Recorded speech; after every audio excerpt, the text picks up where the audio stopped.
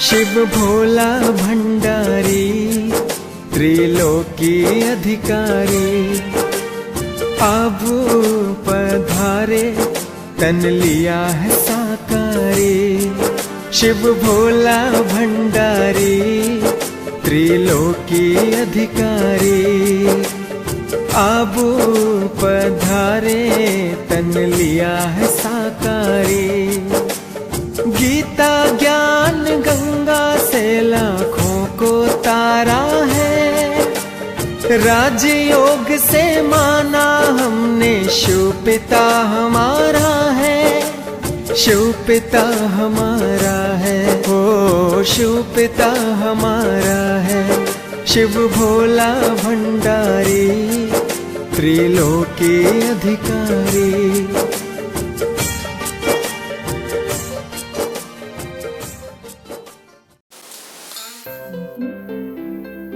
बाप दादा को हम बच्चों से उम्मीदें, और हर बच्चा बाबा के उम्मीदों का तारा है। तो आज बाप दादा अपने विशेष उम्मीदों के सितारों से क्या उम्मीद रखते हैं, तो मुरली से सुनते हैं बाप दादा की उम्मीदें। मुरली का टाइटल है बाप दादा की उम्मीदें। डेट है 13 नवंबर 69। ये 13/11/69 की मुरली है। अशरीरी होकर फिर शरीर में आने का अभ्यास पक्का होता है।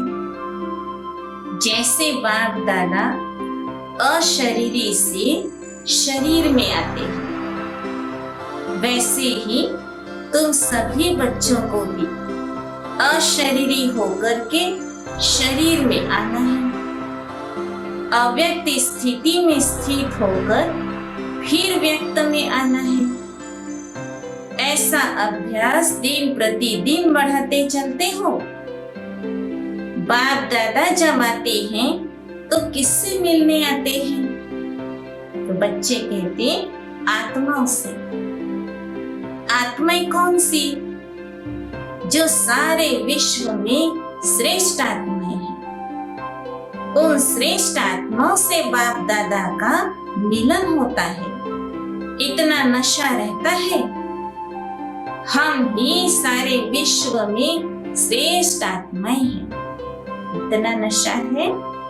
श्रेष्ठ आत्माओं को ही सर्वशक्तिमान के मिलन का सौभाग्य प्राप्त होता है। तो बाप दादा भ्रुकुटी के बीच में चमकते हुए सितारों को ही देखते हैं। तुम सितारों को किस किस नाम से बुलाया जाता है? एक तो लक्की सितारे भी हो और नैनों के सितारे भी। और कौन से सितारे हो?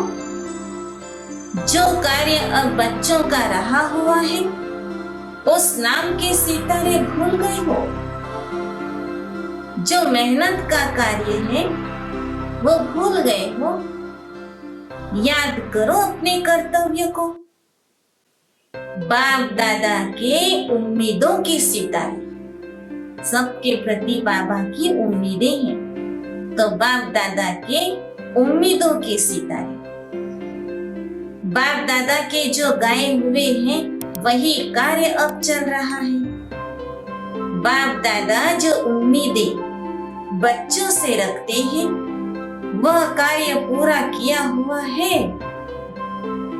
परिचय देकर लायक बने।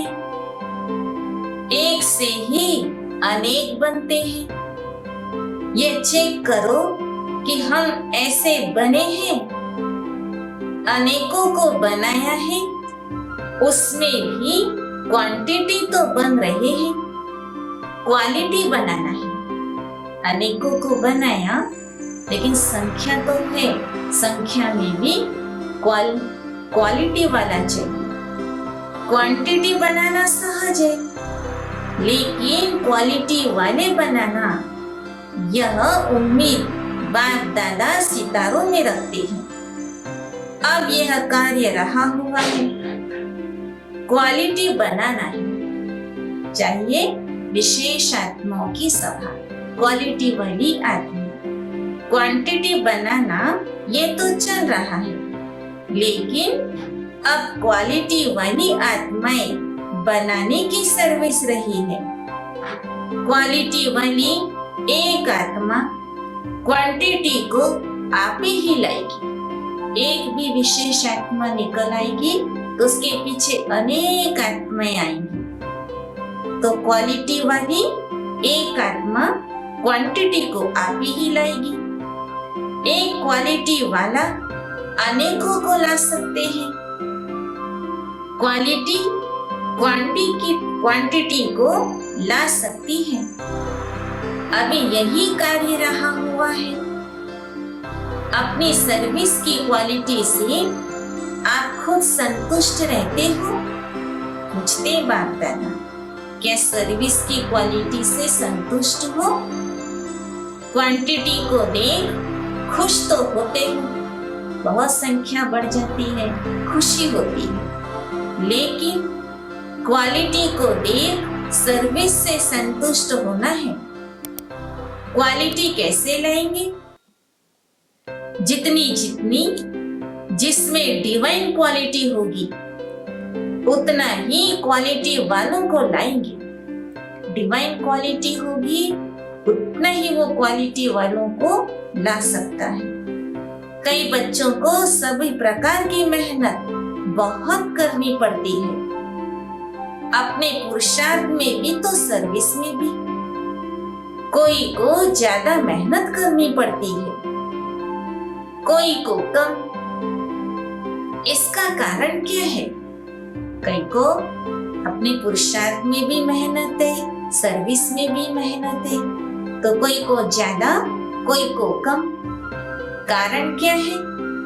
कभी उसी की ही मेहनत लगती है और कब उन्हों को सहज लगता है। ये क्यों? कभी बहुत मेहनत लगता है और कभी बड़ा सहज हो जाता है, क्योंकि धारणा की कमी के कारण मेहनत लगती है। कई कर्तव्यों में तो लोग कह देते हैं कि इनके भाग्य में ही नहीं है। यहाँ ऐसे नहीं कहेंगे। किसी विशेष कमी के कारण मेहनत लगती है। श्रीमत पर चलना है, फिर भी क्यों नहीं चल पाते? कोई भी कार्य में, चाहे पुरुषार्थ में, चाहे सर्विस में, मेहनत लगने का कारण है कि बातें तो सब बुद्धि में हैं, लेकिन इन बातों की महीनता में नहीं जाती। मेहनत का कारण बाबा सुनाते, बातें सब है, ज्ञान तो सब है, लेकिन उसकी गहराई में महीनता में नहीं जाती है। महीनता में जाने का अभ्यास करना है। दूसरे शब्दों में यह कहेंगे कि जो सुना है वो करना है, अर्थात उसकी महीनता में जाना है। जैसे दही को भिगोकर महीन करते हैं। माताएं जानती है दही भिगोना, तो दही को भिगोकर महीन करते हैं, तब मक्खन निकलता है। तो यह भी महीनता में जाने की बात है। महीनता की कमी के कारण मेहनत लगती है। महीनता में जाने के बजाय उस बात को मोटे रूप में देखते हैं। सर्विस के समय भी महीन बुद्धि हो, ज्ञान की महीनता में जाकर उसको सुनाए और उसको भी ज्ञान की महीनता समझे, और अपने को भी वो मेहनत ना लगे। इसी महीनता की अब कमी हो गई है, तो यही पुरुषार्थ करना है। सर्विस भी करें तो उतनी ही ज्ञान की महीनता में जाकर उन आत्माओं को समझें, तो मेहनत कम लगेगी। अब ये पुरुषार्थ करना है। शारीरिक शक्ति भी कब आती है? जब महीन रूप में भोजन करते हैं। अगर ऐसे मोटा मोटा करें तो भोजन हजम नहीं होता है। तो शारीरिक शक्ति भी कब आती? बाबा बहुत सहज मिसाल देते, भोजन को महीन रूप से खाते हैं तो उस भोजन की शक्ति बनती है। भोजन का महीन रूप क्या बनता है? तो खून बनता है। भोजन महीन होता तो खून में भी ताकत आती है। जब खून बन जाता है तब शक्ति आ जाती है। तो अब सिर्फ बाहर के ऊपर के रूप को न देखते हुए अंदर जाने की कोशिश करो। जितना हर बात में अंदर जाएंगे तब रतन देखने में आएंगे और हर एक बात की वैल्यू का पता पड़ेगा। जितना ज्ञान की वैल्यू, सर्विस की वैल्यू का मालूम होगा उतना आप वैल्यूबल रतन बनेगी। ज्ञान रत्नों की वैल्यू कम करते तो खुद भी वैल्यूबल नहीं बन सकते। एक एक रतन उसकी वैल्यू को परखने की कोशिश करो। आप बाप दादा के वैल्यूबल रतन होना। वैल्यूबल रतन को क्या किया जाता है? तो बाबा ने पूछा, बच्चे जवाब देते छिपा कर रखना होता है। बाप दादा के जो वैल्यूबल रतन है उन्हों को बाप दादा छिपा कर रखते हैं। वो समझना है माया से छिपाते हैं। माया से छिपाकर कहाँ रखते हैं? जितना जो अमूल्य रतन होगा उतना बाप दादा के दिल तख्त पर निवास करेंगे। तो बाबा ऐसे मूल्यवान रत्नों को दिल तख्त पर छिपा देता है। जब दिल तख्त पर बैठेंगे तब राज्य के तख्त नशीन बनेंगे। तो संगम युग का कौन सा तख्त है? तख्त है या बेगर हो? संगम युग पर कौन सा तख्त मिलता है? बाप दादा के दिल का तख्त। यह सारे जहान के तख्तों से श्रेष्ठ है।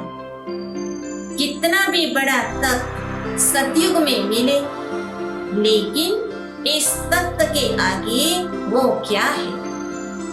इस तख्त पर रहने से माया कुछ नहीं कर सकती। इस पर उतरना चढ़ना नहीं पड़ेगा। इस पर रहने से माया के सर्व बंधनों से मुक्त रहेंगे। तो समझा क्या करना है? अच्छा, ऐसे बाप दादा की उम्मीदों के सितारे सदा बाप दादा के दिल तख्त पर निवास करने वाले तख्त नशीन आत्माओं को, ऐसे श्रेष्ठ क्वालिटी वाली श्रेष्ठ महान आत्माओं को बाप दादा का याद प्यार और नमस्ते। हम बच्चों का भी मीठे मीठे बाप दादा को याद प्यार और नमस्ते। ओम शांति। ज्ञान के चंदन से महकी जीवन फुलवारी है। ज्ञान के चंदन से महकी जीवन फुलवारी है। आपकी शिक्षाएं बाबा हमको लगती प्यारी है, लगती प्यारी है। ज्ञान के चंदन से महकी